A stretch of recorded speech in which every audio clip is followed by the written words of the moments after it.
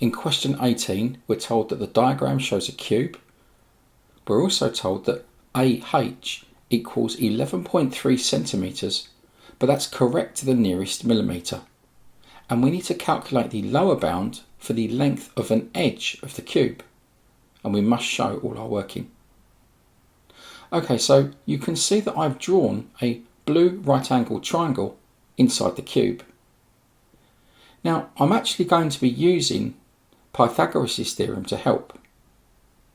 Now, the lower bound of AH will be important because we're going to need the lower bound for the length of an edge of the cube. Now, the lower bound of AH is actually 11.25 centimetres because the measurement of 11.3 was given correct to the nearest millimetre. Okay, so looking at our diagram as well and labelling L as the edge length, if we consider the right angle triangle FEH, then FH squared equals L squared plus L squared.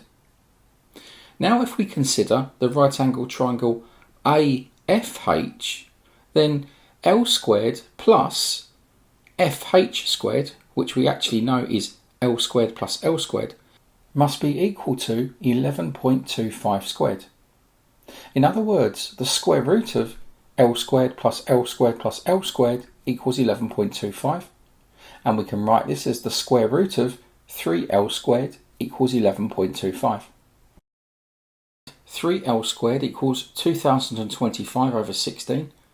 Dividing through by 3, L squared equals 675 over 16. And so therefore L equals the square root of 675 over 16. And this gives 6.495190528 centimetres. That's our lower bound for the length of an edge of the cube.